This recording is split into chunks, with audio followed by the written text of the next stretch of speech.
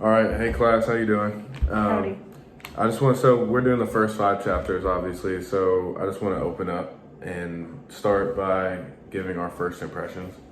So I started reading and it kind of like plops you in, and it reminded me a lot of like 1984. Like you're trying to figure out what's going on around, like it just drops you into a world and you're kind of like figuring out like what's going on. And were a lot of similarities, like the food rationing, the war was going on. What else did they have going on?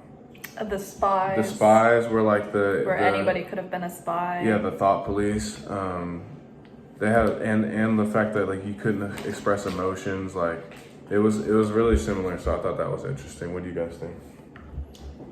I think that it's a precursor for our country if we continue going down the path that we're going on right now. What do you think? And I did look it up. It was actually inspired by George Orwell's 1984. Yeah, there's definitely a lot of similarities in that one. So like, chapter 1, it kind of brings you in. They're in a gym, right? They're in a gym. Yeah, it's in a gym, and they're like training. They're training them for like their purpose later on. So they had like a bunch of cots in there, like they were sleeping in, and there was no males in there, which is interesting. They had like one head female that was instructing everybody. Aunt Lydia. Yeah, Aunt Lydia. Yeah. And was she the one that carried around the cattle prod, or was that? I think there were multiple women that We're kind of like in charge. Mm-hmm. Yeah. No, for sure.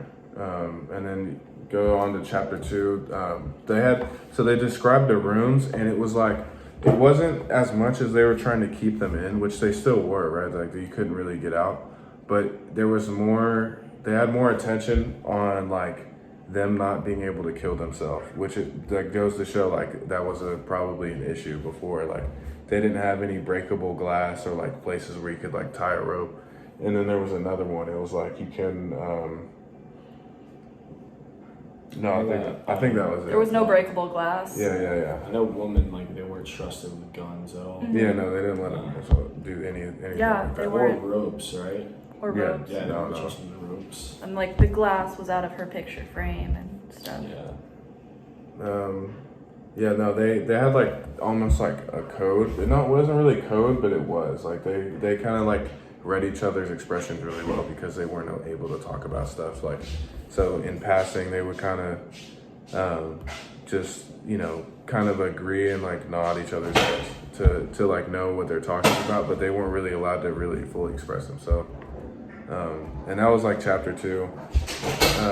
Chapter 3, it kind of, isn't that like where it has No, a wait. flashback? Back in chapter 2, though, Huh. there was showed us that the Marthas have a way to communicate between houses. Oh, okay. Is that what it was? Yeah, Okay. and So expand on the Marthas, like as a group. the Marthas are like the servants. Okay. Right. They like cook and everything in the house and stuff like that. Yeah. Also, the women, they're not rigged in their rooms. The beds are just for sleeping. Okay. Yeah. That is true. They did like specifically mention that. Yeah.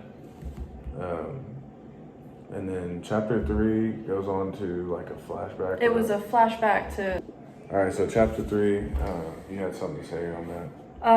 chapter 3 is basically a flashback chapter, and when she's talking with the commander's wife, she tells us that it's her 3rd house Right. she's been at, which is like seen as unfortunate.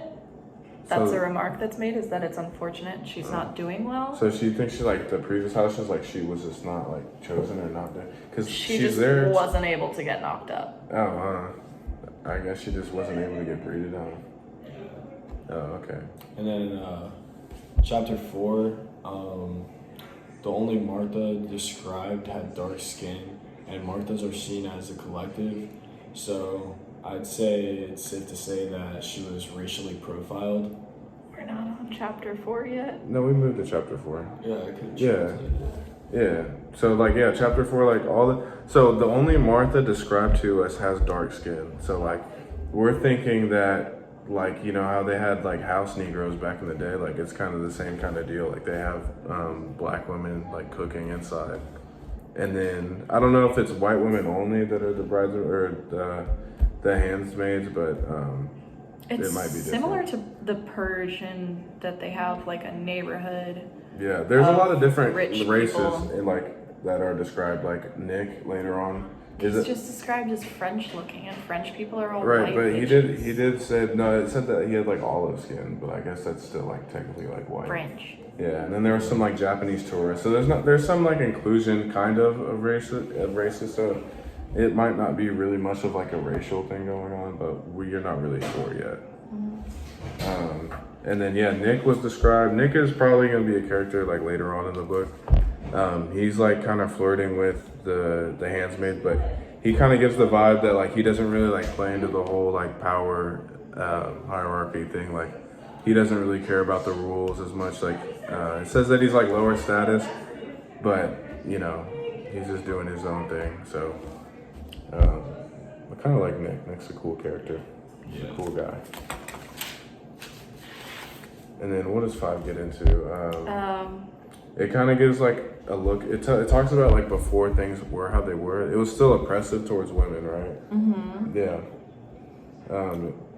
It was saying how. But that's not like that's how it is today. Like for me. Oh, word. Yeah, that is true. Actually, that's a good point. So it's like still oppressive for women, but it's not too like far off or even like the same. Yeah. To how it is now. It's still, women have to be careful. They can't turn when they're catcalled or pay any attention to it. You just kind of walk faster. Yeah. And then like jogging, making sure you're safe, making sure you know the identification of the person, like knocking on your door and stuff like that. Yeah. And then we made some comments. There's still states. They're kind of like not rationing out food. They're short on like produce. They were talking about oranges. There's a shortage on oranges. It's a very unfortunate thing. Yeah, so it's kind of a weird state right now. Yeah.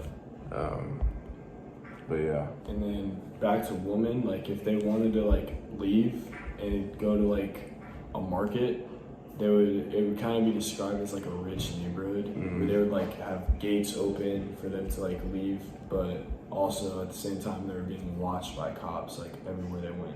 Right. Okay. Well, that's about it, right, guys? Anything? Yeah, that's about it.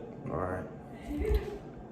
To get pregnant is to succeed. Oh, also, yeah, that's a big point. Is like when there was that one woman that got pregnant, she was like almost like bragging, like walking around like she was hot stuff. She did not have to be out of the house. Yeah, and all the girls were like super jealous of her because so I guess like for the handmaids, that's like a big thing. Like if you get breeded and you like have a baby, like that's like your goal. Yeah.